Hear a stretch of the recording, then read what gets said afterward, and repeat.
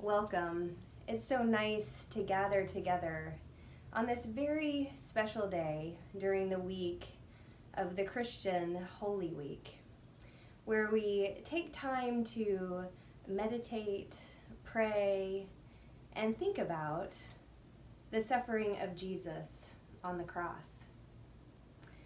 Now, for a while, I've shied away from gazing at the cross because so much of Christian tradition's meaning of the cross no longer resonated with me.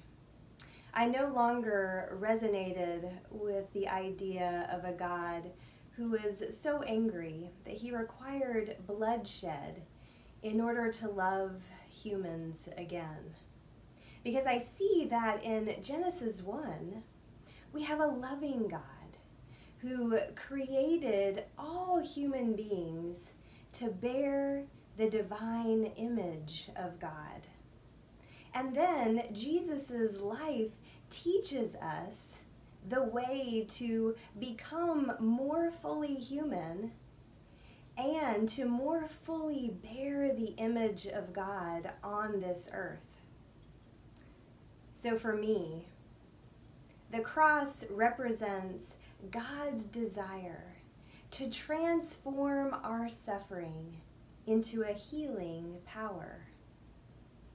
You see, Jesus entered the experience of suffering and found solidarity with all human suffering, which opened his heart in compassion.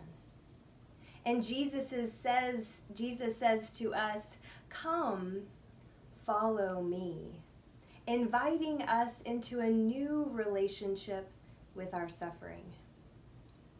Now, I am not new to suffering, but what is new is my relationship to the suffering that I experience.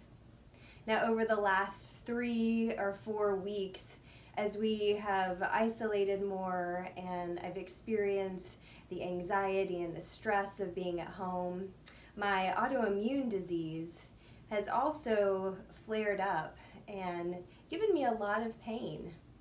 There was one particular day that the pain was so intense, it was about a 10 out of 10, where I really just wanted to throw up. The pain was so bad.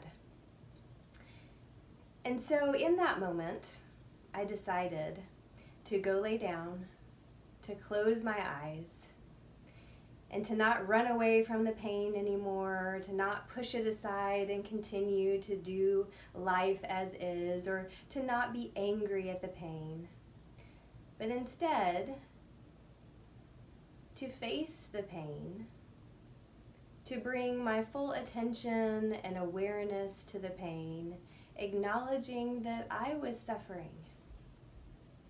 And then I invited the pain to share with me the message that it has for me. And then I listened. And as I listened, I felt a relaxed sense of compassion for myself. And I listened to that pain and embodied it in an image. And after I listened, I took that image in my arms and cradled it like I would have my son or daughter. Our suffering is an invitation to cultivate solidarity and compassion. So as Chad begins to play, I invite you to close your eyes and to begin sensing a feeling of love, a feeling of safety, a feeling of being protected, and to just breathe in those wonderful feelings. And as you breathe out, to allow the body to relax and settle.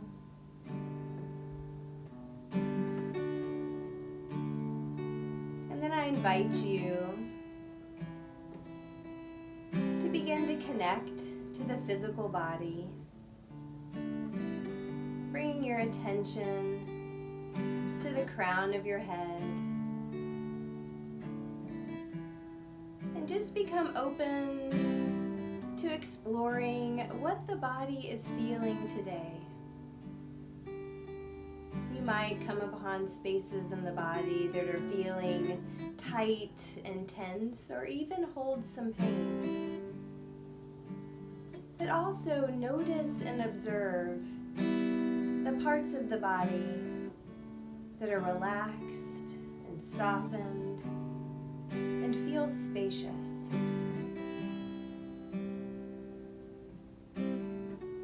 So working down the body from the shoulders and arms, even extending to the fingertips, coming to rest your attention on the heart space, feeling the rise and fall of the belly.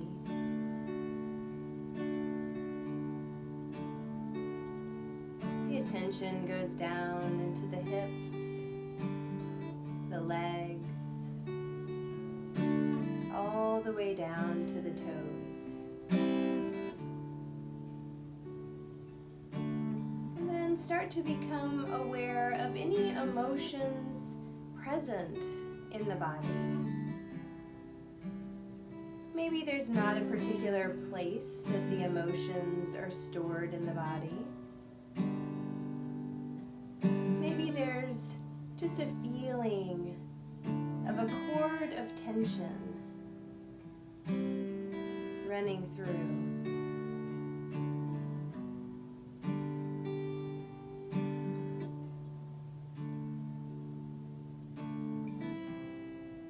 And then take a few breaths.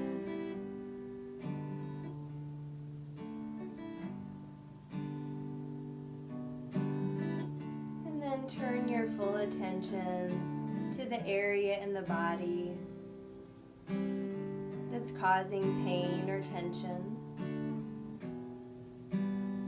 or just a difficult emotion that you found present. Acknowledge its presence. Maybe it's an old friend of yours that you've experienced often.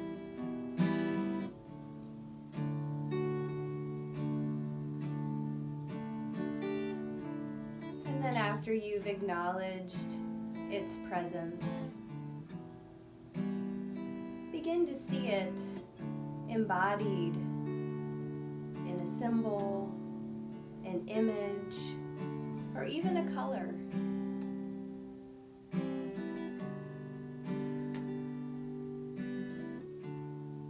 And now's your time to ask your pain, your difficult emotion, a question. Maybe it's just, why are you here? What are you trying to protect me from? Or what message do you have for me?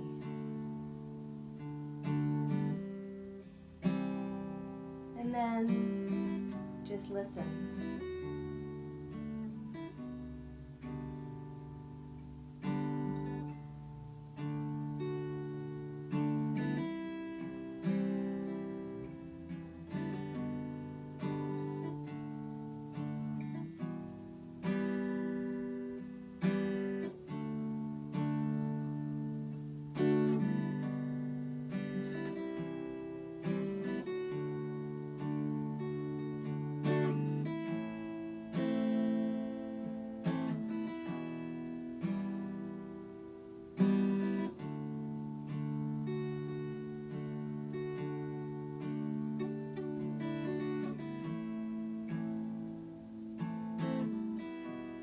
In your mind's eye, continue to see your suffering.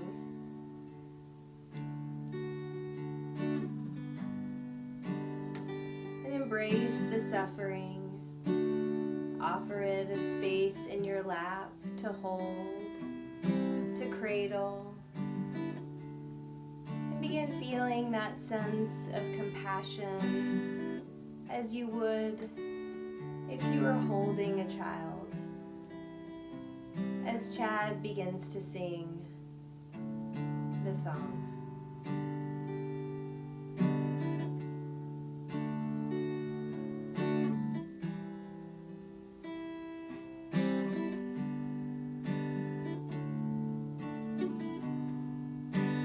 Lord, it was you.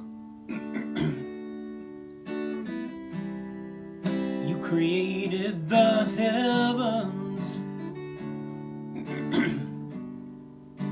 Lord, it was your hands. Put the stars in their place. Lord, it was your voice that commands the morning. Even oceans and their waves, they bow at your feet, oh God. Lord, who am I compared to your glory?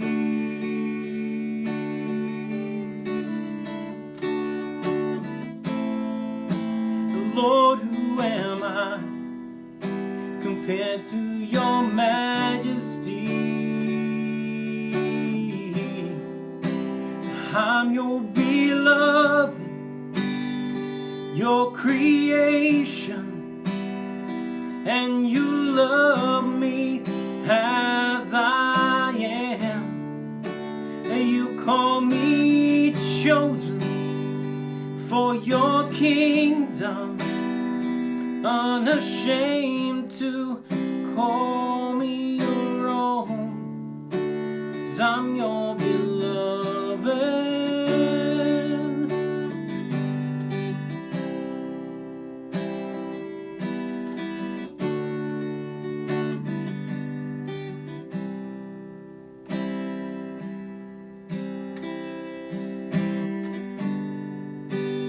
Lord, it was you. You created the heavens. Lord, it was your hands. You put the stars in their place. Lord, it was your voice that commands the morning, and even oceans and their waves, they bow at your feet, oh God. Lord, who am I compared to your glory?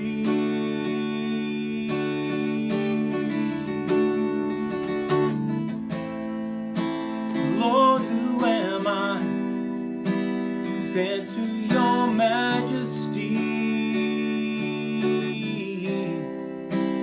I'm your beloved, your creation, and you love me as I am.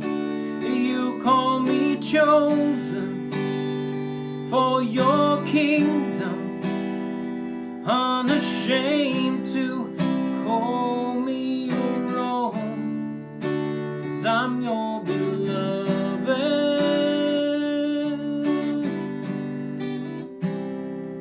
Your beloved.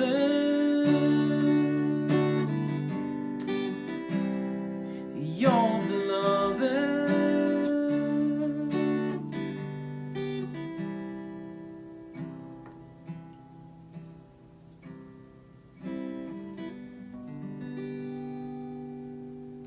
Well, the second step is to cultivate a sense of solidarity with human suffering.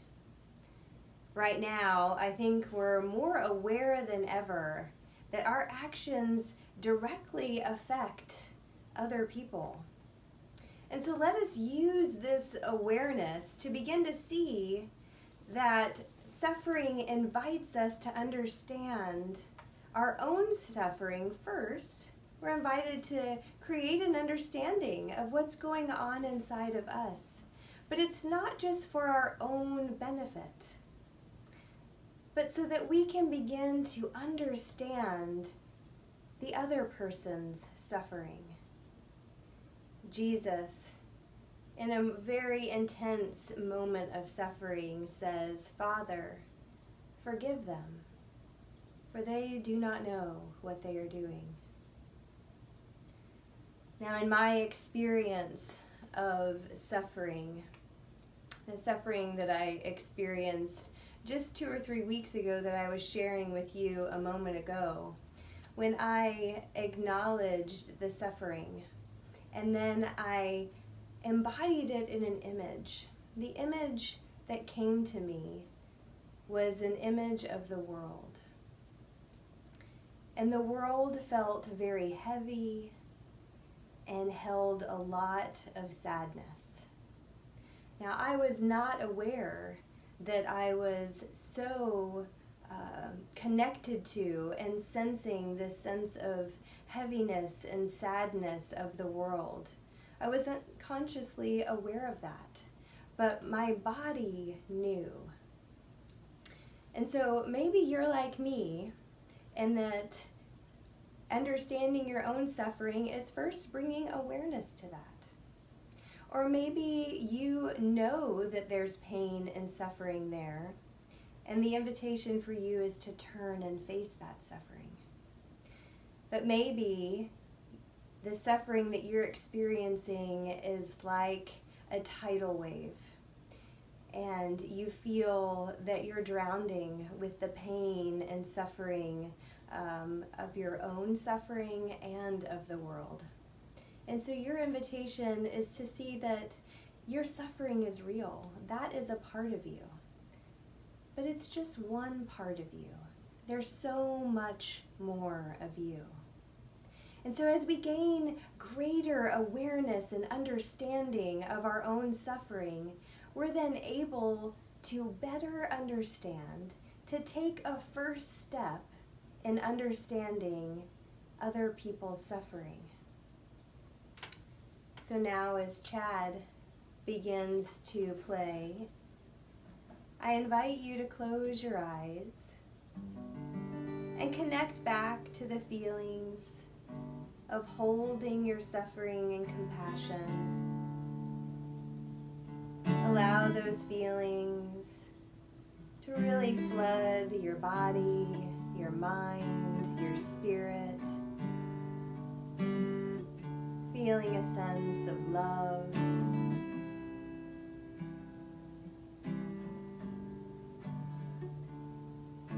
And as I read these words,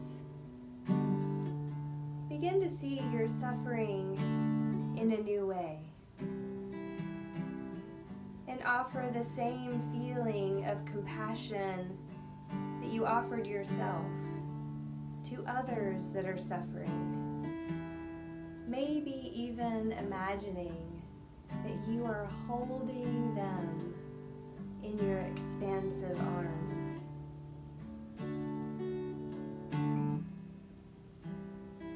To see with new eyes that our feelings of not being safe in public or around others connect us to those who do not feel safe at home, to those who suffer abuse, to those who saw school or work as a place of safety. We offer them the same compassion we offer ourselves. To hear our worries and anxiety about the future as connected to people who worry about their next paycheck or worry about how they're going to feed their children. We extend to them compassion.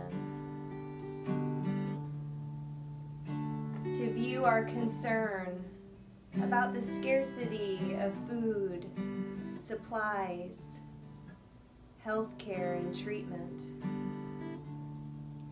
as connected to those who experience food insecurity and a lack of healthcare because of systemic injustice. We extend to them our compassion. To recognize that our fear connects us to those around the world who fear, whether it be death because of the color of their skin or persecution for their religious beliefs, or who fear rejection because of who they love. We offer them compassion.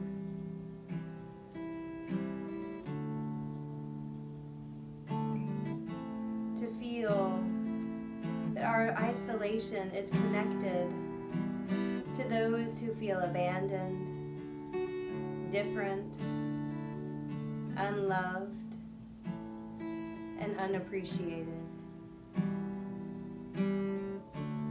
We offer them compassion.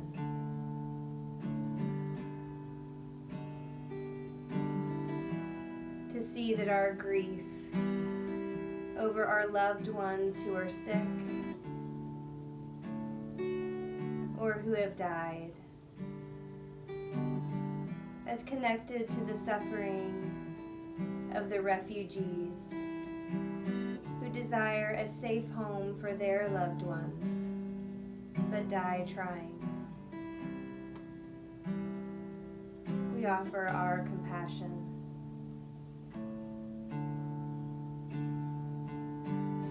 To see that all our particular sufferings, that they're connected to the thread of suffering woven through the fabric of all human beings. We extend our compassion.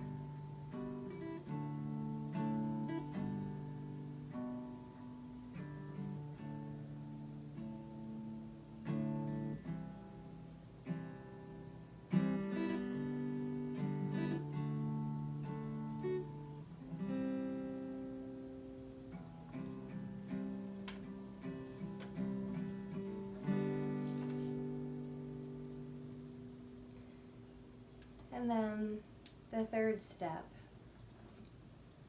is to surrender. Yes, we mourn for the loss of things that we've loved doing, the loss of a way of life that we've known for so long, a routine that we've had. We mourn and we shed our tears, and then we let go. We realize we have anxiety around the future, and then it's like our hand is reaching out, clinging to something out beyond. And we release the anxiety of the future so that we can embrace this moment, to accept reality as it is, unchanged, and to say yes to this moment right now.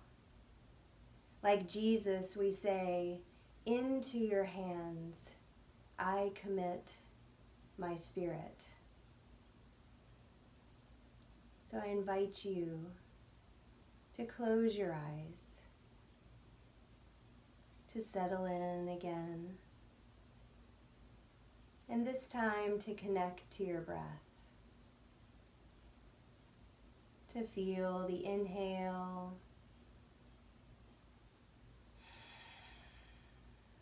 and the exhale.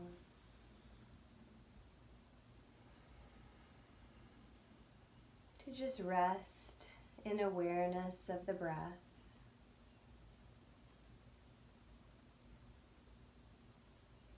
And then I invite you to repeat these words that really have the same meaning to me as Jesus' words, "Into your hands I commit my spirit." But I invite you as you inhale to say, "I am home." And as you exhale to say, "I am at peace." I am home. I am at peace. Continue with this practice as Chad plays our next song.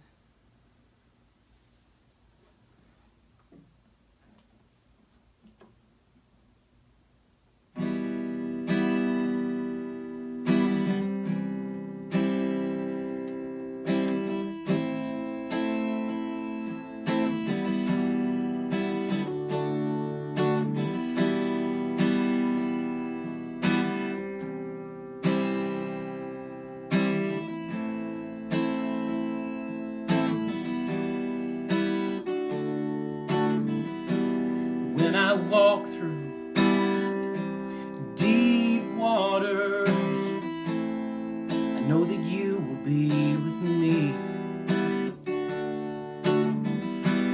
When I'm standing in the fire, I will not be overcome. Through the valley of the shadows, and I will not fear, 'cause I am not alone. I am not alone. You will go before me. You will never leave me. I am not alone. I am not alone. You will go before me. You will never leave me.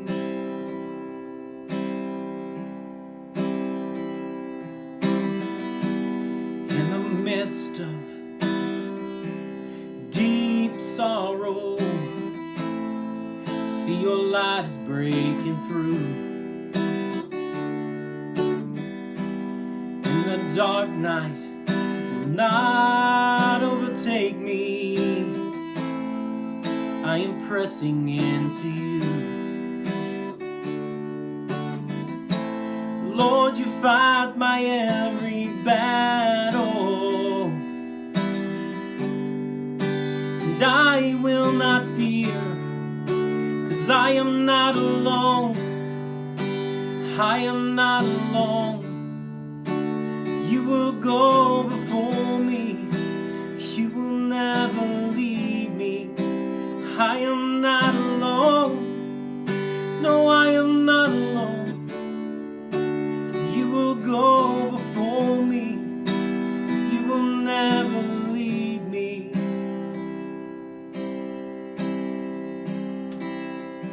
You amaze me, redeem me. You call me as your own. You amaze me, reclaim me. You call me as your own. You amaze me, reclaim me. You call me as your own. You amaze me, reclaim me. You call me as your own. You're my strength. You're my defender. You're my refuge in the storm. Through these trials, you've always been faithful. You've been healing to my soul.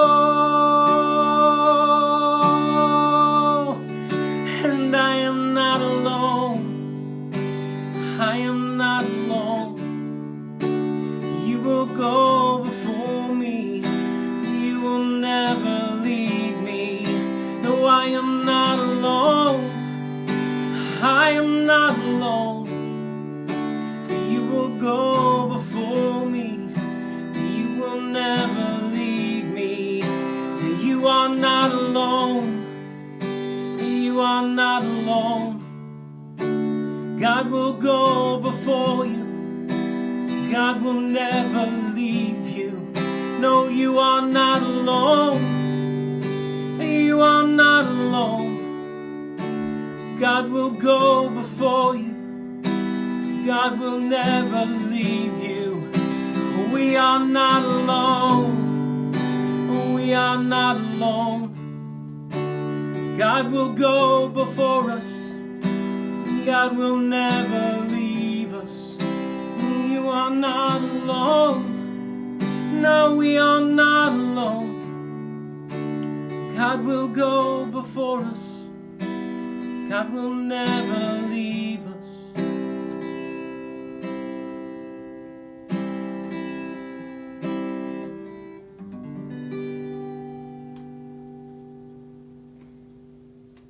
A message of the cross is to show us how to take our suffering and transform it into healing power. As we close, Richard Rohr invites us to speak these words to the crucified one, to the Christ. May these words be our closing prayer. You alone, Christ Jesus, refuse to be a crucifier, even at the cost of being crucified. You never play the victim or call for any vengeance, but only breathe a universal forgiveness upon the universe from this crucified place, your upside-down throne. I want to stop crucifying your blessed flesh, this blessed humanity, this holy Mother Earth. I thank you for accepting exclusion and expulsion, being crucified outside the walls, and allowing me to know that I will meet you exactly there. I thank you for being willing to be considered imperfect, wrong, and strange, so I do not have to be perfect or right or idealize the so-called normal. I thank you for not being loved or liked by so many, so I do not have to try so hard to be loved and liked by anybody. I thank you for allowing yourself to be considered wrong by the standards of both state and religion, so I do not have to be right anywhere. I thank you, Brother Jesus, for being all of the things that humanity despises and fears, so I can fully accept myself and everyone else in and through you. Crucified Jesus, I thank you for revealing all these things to me in one great image of insight and mercy. I thank you for the cross. Amen. May you be well, friends.